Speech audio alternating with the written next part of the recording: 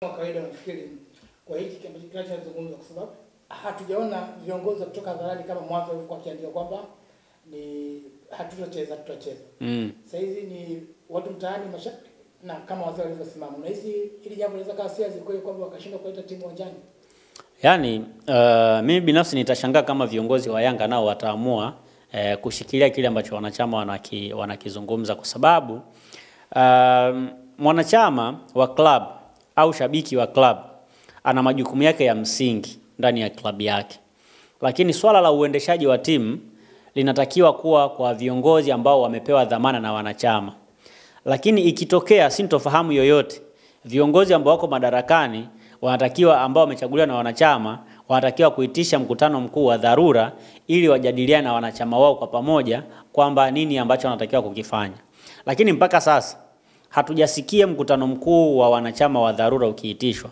Maana yake ambacho kinafanyika ni kutengeneza mgawanyo ndani ya timu, kwamba kuna wanachama ambao pengine wana mitazamo ya tofauti, wana uwezo wa kuwashauri vizuri wazee wa viongozi wao, lakini wao hawapati platform ya kuongea na vyombo vya habari, hawapati platform ya kushauri, kwa sababu mkutano mkuu haujaitishwa. Lese kwa sasa hivi wanachama wa Yanga ambao wako Arusha, wanachama wa Yanga ambao wako Zanzibar, wanachama wa Yanga ambao wako Mbeya, ambao wako Tabora, Kigoma na mikoa mingine, wao mawazo yao ni yapi kwenye hili swala? Hatujui mawazo yao ni yapi. Manake tunaendelea kushikilia mawazo ya kina Mzee Msumi ambao tunaona siku zote wako Jangwani pale. Hatujasikia hata watu wa tawi labda la Ukonga huko Bunju wao wanasema nini. Tumesikia watu ambao mawazo ya wazee ambao wanashinda Jangwani ndio tumesikia mawazo yao. Sasa inawezekana wale wanapigania interest zao ndani ya timu, kwa sababu wanashinda pale. Manake inawezekana kuna visenti wanapata, ndio maana wanapata authority ya kutetea viongozi hata kwenye vitu vya hovyo. Manake ni kwamba kwa sasa hivi tusikie kwanza mitazamo wa wanachama wengine, na niwape tu tahadhari. Ili ni swala ambalo linaweza kuleta mpasuko mkubwa sana ndani ya Yanga.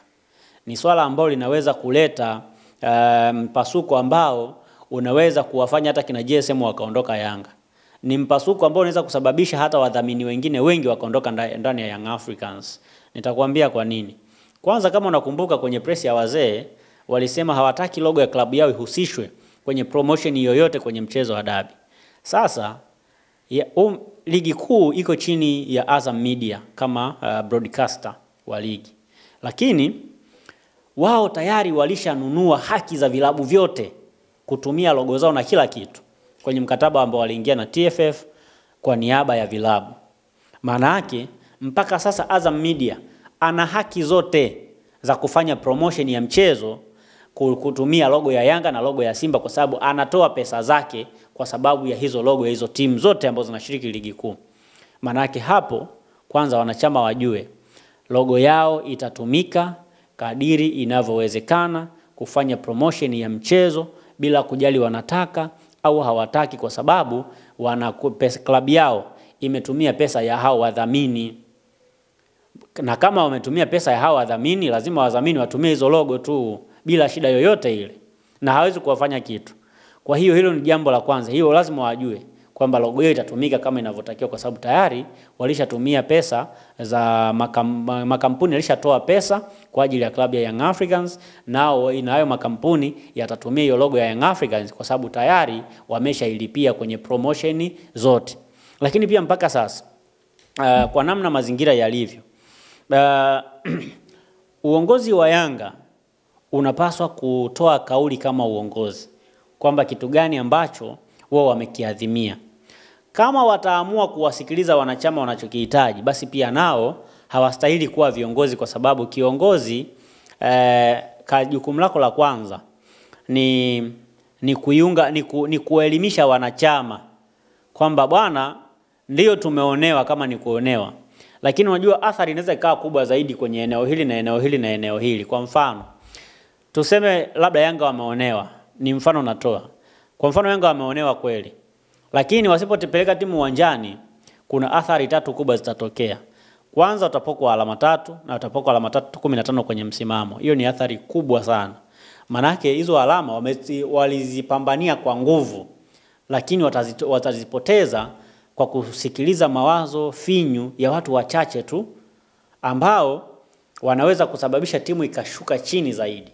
Kwa mfano ikitokea leo Yanga kateleza kwenye mchezo mmoja tu unaokuja, yani ukiondoa mchezo wa dabi, wakateleza kwenye mchezo mwingine mmoja tu na wakipokwa alama 15, maana yake wanashuka mpaka nafasi ya 3.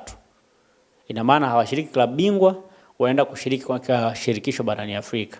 Na Azam FC anaenda akishinda mechi zake zote zobaki, anaenda kushiriki klabu bingwa. Hiyo ni athari ya kwanza ambayo Yanga wataipata.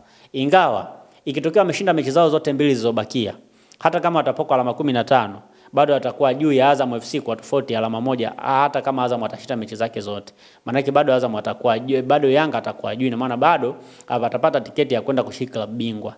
Sasa hiyo ni athari ya kwanza, kwamba watapokwa alama 3 za mchezo, utaenda Simba, alama na 15 zitatolewa kwenye msimamo. Athari ya pili, Simba atakuwa bingwa. Simba akishinda mechi zake zote, akishinda mechi dhidi ya Keni, akashinda mechi dhidi ya Kagera Sugar, akapata alama 3 za mchezo wa dabi, maana yake atakuwa juu ya Yanga kwa tofauti ya alama 1. Ina maana Simba atakuwa bingwa na Yanga atapoteza ubingwa kwa sababu ya uzembe wa watu wachache ambao wanashinikiza bodi ya ligi kuna watu wajiuzulu wakati hawajafanya makosa. Umenielewa vizuri? Na athari nyingine ni kwamba watapigwa faini ya shilingi milioni 5. Hiyo ni athari nyingine. Milioni 5 inawezekana isiwe changamoto kubwa sana kwao kwa sababu ni pesa ndogo tu. Kama waliweza kumchangia, mashabiki waliweza kumchangia Alikamu milioni 5 akaenda kulipa faini kwenye kamati ya maadili kule, naamini hawatashindwa pia kuchanga milioni 5 kwa ajili ya kulipa faini ya klabu yao. Lakini pia kiongozi wao ambaye atabainika kwamba ameshawishi mchezo wa dabi usichezwe, atafungiwa kujihusisha na mpira kwa kuanzia miezi 6 mpaka mwaka mmoja. Maana yake hiyo ni athari nyingine ambayo ataenda kukutana nayo. Onichi sioni kama wanachama wanaweza kukubali kiongozi wao afungie ama hizo athari zote ambazo nimezitaja ziweze kutokea. Na hivi vitu siku hizi Yanga wameongeza kitu kingine, wanasema kwamba hawana imani na bodi ya ligi. Sasa unajiuliza, kama Yanga hawana imani na bodi ya ligi, kwa nini mechi zingine bado ambazo ziko chini ya bodi ya ligi kwa nini wanacheza? Kwa sababu tangu mchezo wa dabi uchezwe mpaka leo Yanga wamecheza mechi kadha wa kadha ambazo ziko chini ya mamlaka za soka hizi. Wamecheza mechi ya ligi dhidi ya Namungo. Ni mechi ambayo wameicheza kukiwa kuna sintofahamu kama hizi. Lakini walikubaliana na maamuzi yote ambayo wamefanyika. Maana yake bado wanaiamini bodi ya ligi. Kama huiamini bodi ya ligi, huwezi kucheza mechi ambazo ziko chini ya bodi ya ligi kwa sababu huiamini. Lakini kwa nini unacheza? Unacheza kwa sababu unaiamini. Manake hata sasa hivi Yanga wanaendelea kucheza hizo mechi kwa sababu wanaiamini bodi ya ligi. Na ndio maana wanacheza mechi ambazo ziko chini ya bodi ya ligi. Lakini pia sasa hivi ukitazama Yanga the way jinsi ilivyo, kuna hizo changamoto ndogo ndogo ambazo zazisema sio waamuzi sio nini. Waamuzi hawa ndio wanacheza mechi zao na bado wanakubaliana na maamuzi hayo. Sasa kama unagoma basi goma hata mechi zingine zote usicheze. Yaani tangu siku ile Yanga wanasema wanagoma, wangegomea mechi zote ningewaelewa. Kwa sababu hawana imani na mamlaka. Sasa kama huna imani na mamlaka, maana yake huna imani pia na maamuzi yao ambao wanayafanya. Kwa hiyo tizibete ukagoma kabisa ili wale watu waweze kubadilishwa ndio ucheze. Lakini unasema huna imani na mamlaka za mpira, lakini bado unacheza mechi ambazo ziko chini ya mamlaka hizo. Unasema huna imani na waamuzi, lakini waamuzi wao wanasimamia mechi zako. Halafu leo unasema huna imani nao. Sasa kwa nini ukubali wasimamie baadhi ya mechi zako na bado unakubali na maamuzi ambayo yanafanyika? Kwa hiyo ni vitu ambavyo kidogo vinatupa sisi maswali ya kujiuliza, lakini ukiwa na uelewa kwenye mpira, kuna vitu ambavyo Yanga wanavilalamikia ambavyo wewe ukivifikiria vizuri unagundua kwamba havina maana.